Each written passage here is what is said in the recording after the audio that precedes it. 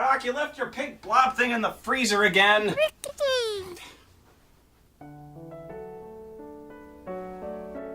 Okay. Spoony 1, gone home to parts unknown. We'll miss everyone. Except Hulk Hogan. Warrior, P.S. review this movie.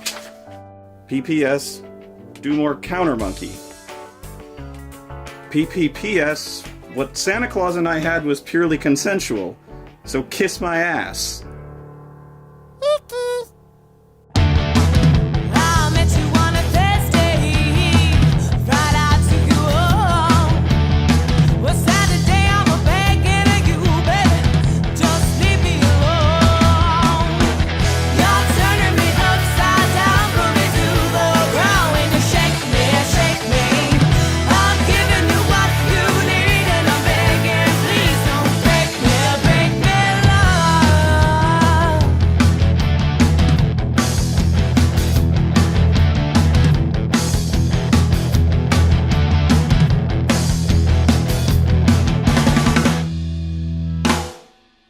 Alright, now before we start with this Barbarians movie, let's just get all the giggles out of the way right now, okay? Let's just try to be mature adults about this.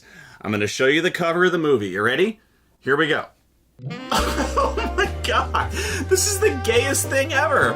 Okay, no, the cover to my Manowar Anthology CD is, but I don't care because Manowar fucking rules, so shut the fuck up. This is like the most meat ever contained in one picture. I mean, you might be able to get more flexing in here somehow. I don't know how. Maybe if Scott Steiner was back there flexing his peaks. These guys are so jacked up, they probably piss steroids. They got biceps bigger. Yes, I bought the poster. It was for the movie review. It was. Having fun? Oh, you have no idea. You know, I really can't wait to see how this helps you take over the world.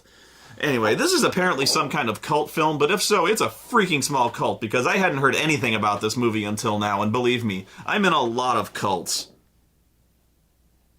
Okay, so I'm just gonna give you the setup as best I can, because this is the kind of movie where even the movie doesn't know what's going on, and hopes things just work out if the good guys end up killing the bad guy at the end. Meanwhile, the director's stuck with the Barbarian twins. Yeah, that's basically what they were known as in their acting careers, so yeah, good luck with that, dude. On the other hand, the director's the guy who made Cannibal Holocaust, so now it's the blind leading the stupid, leaving us in the deep end of the cinematic septic tank. Once upon a time, there existed a world of savage splendor. A time of darkness, of demons, of sorcery. But one tribe, the Ragniks, had the right of safe passage throughout this world. In the dawn of time, their ancient king had traded a mountain of gold for a single sparkling ruby. Oh, whatever, blah blah. As it always is, the movie's about a magic jewel that controls the fate of... Oh, wait, no, I'm sorry. Correction. A magic belly button jewel that contains limitless power. Oh, yeah, I'm serious. Belly button jewel, fate of the world depends on this. And so these people have used it to become carnies. And so the Ragniks became the world's entertainers, storytellers, musicians. Yeah, you'll excuse me if I root for the forces of darkness, won't you? The War of the Ring this ain't. We're watching the ultimate battle between clowns and evil, and whoever wins, we lose.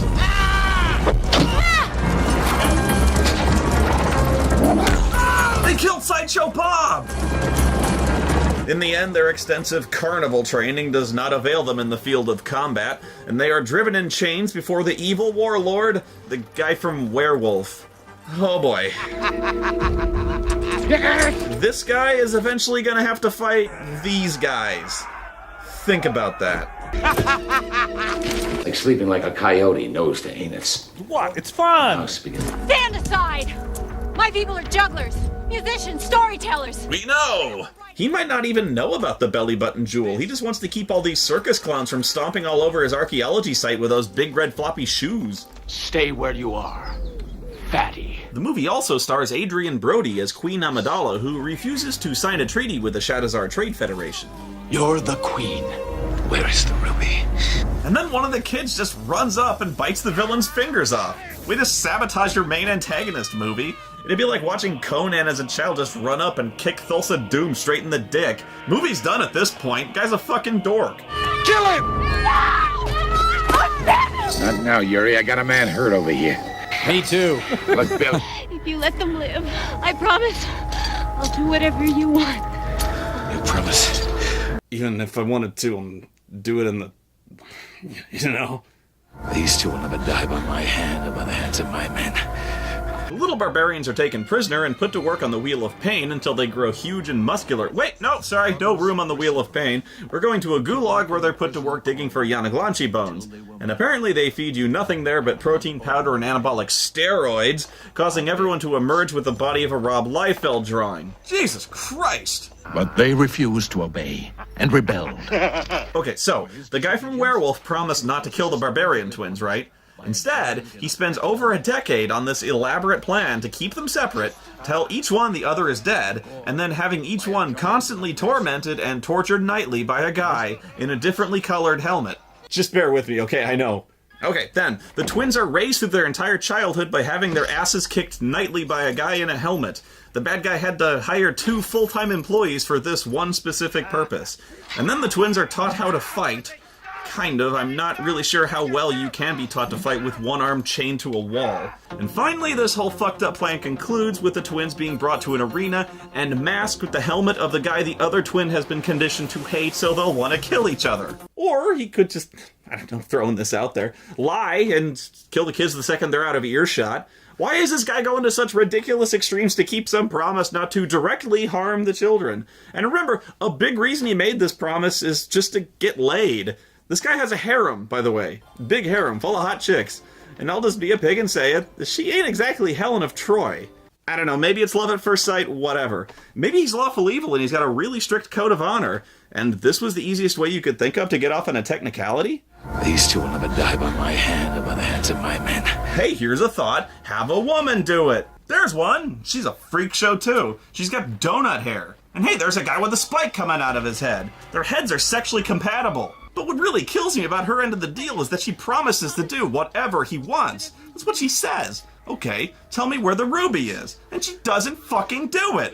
Like 15 fucking years pass and she outright refuses to tell the guy. He fucking drapes her in gold and pearls trying to buy her off, and I'm like, what the fuck is going on, man? The fuck was the point of the deal? The diamond, Lau. The deal was for the diamond. You think I'm keeping you around so you can break me off a piece of ass every once in a while, crying the whole time about it? Bitch, please, I literally have a harem full of women, including a fucking Orion slave girl. You keep the girl, I find another. This movie makes no sense. I mean, not only does she break the deal, she breaks it immediately, and she's the one who breaks it first. And when you bust a deal, you face the Wheel of Pain, which lands the Barbarians in a cage match against Master Blaster? The hell is he doing here? I didn't know he fought in other cage death matches. Beyond Thunderdome? Oh, yeah! Woo!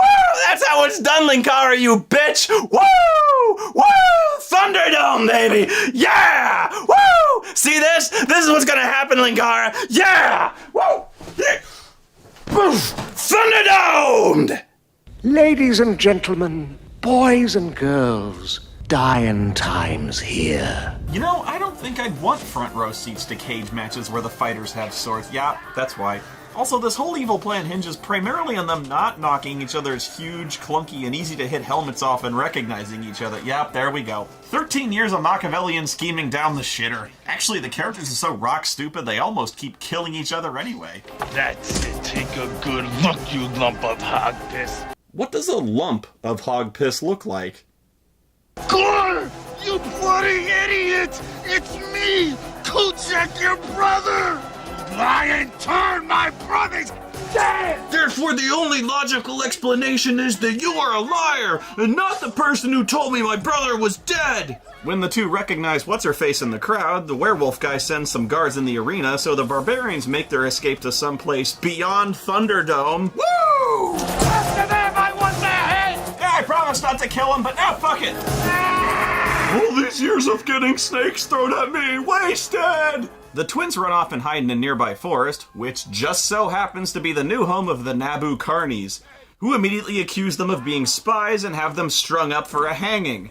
I mean, really? These two? Spies? Look at them, they've got the collective IQ of a bucket of creatine. Second, why the fuck would anyone spy on these losers? What could you possibly hope to learn from these people? How to win at the ring toss game? How to make balloon animals?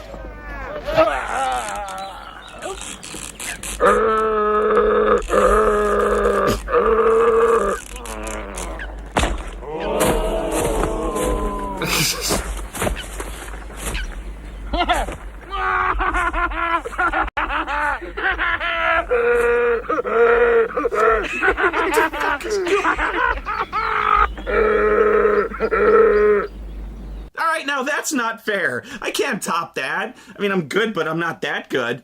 What else is there to say but...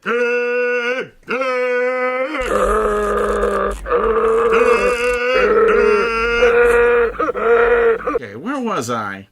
Oh yeah, Kuchek and Gore about to get hanged. So how did they get out of this one? Oh, I got it. They flex their neck muscles to bulge out so large, the noose explodes. What? You've seen them. The audience will buy it. Look at us. We're huge. The mark of the open road. Right where Nanny put it. Oh yeah, check this out. The large and obvious identifying mark that proves these two are who they claim to be. Oh jeez, maybe we should have checked for that first before immediately hanging them. It would have only taken us no effort and literally 0 seconds to notice, since the mark is on the outside of their necks, they're virtually naked, and we were looking at their necks when we were putting ropes around them. Jeez, now I feel stupid! Whatever, so they go sneak back into the evil fortress to rescue Blondie. No, I don't know anyone's name, and I so don't care. Their plan seems to involve picking up a sleeping woman for absolutely no reason. Actually guys, I think she's dead.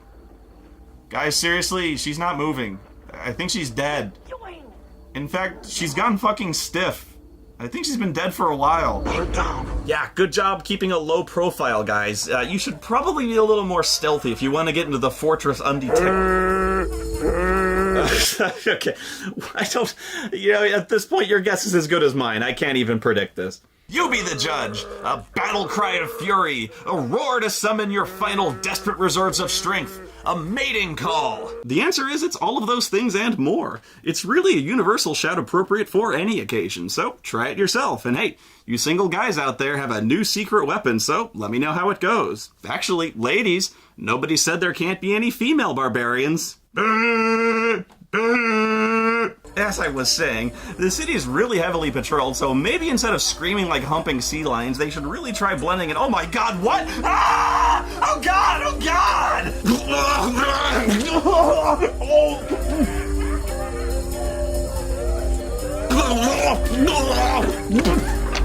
There's no time to lose. You've got to get the belly stone. Your ruby? Yes, Where did he hide the ruby? lime tree. Lime tree. The Forbidden Lands. We'll be back. I know. No. Yeah. Or no. Yeah. No. Yes. No. Yes.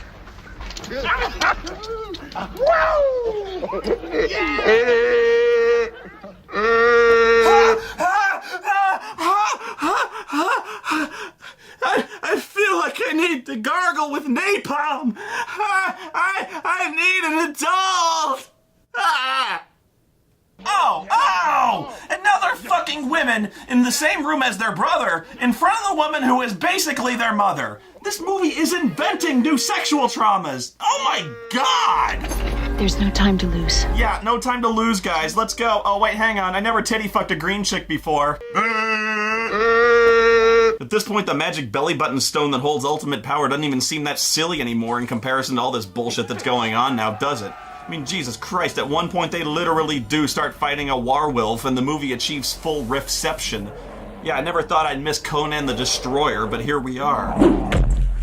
Blondie tells him the magic belly stone is in the Bog of Eternal Stench, guarded by a giant dragon. And by dragon, I mean penis. And the dragon penis has eyebrows.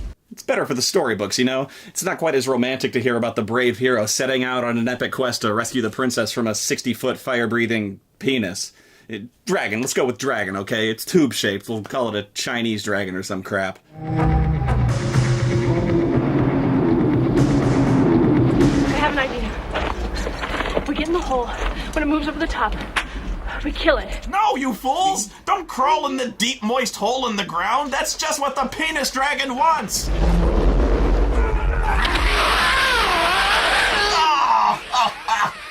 Oh no! Death by vasectomy! Yeah, well, I guess that killed its boner.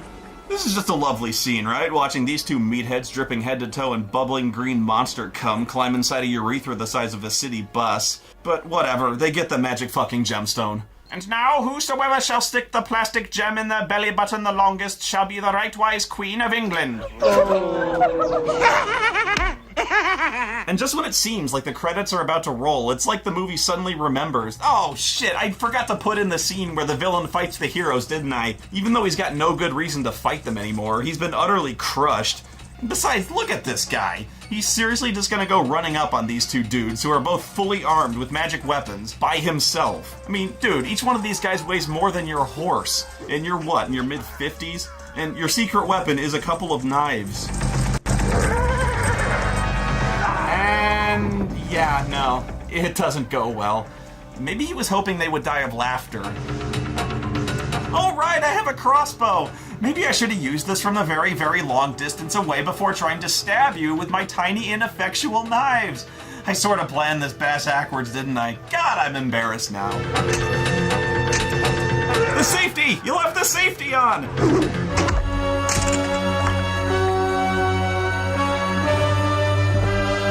Actually, nope. The villain's undoing is simply that his secret crossbow weapon is a broken piece of crap, and it just didn't fire when he needed it to, for absolutely no explained reason. And then Chuck Norris shows up and blows him up with a rocket launcher. It's time.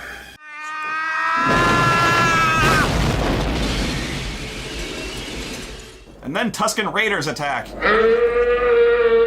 And then they die. The end. Also, this lady's head was shaped like a donut. I don't think we've properly taken the time to fully appreciate the fact her head has a donut in it, and I will never know the reason why. Anyway, fuck this movie. The important thing to take away from this is that Linkar is a phony, and I remain king of the Thunderdome joke. Hail to the king, baby.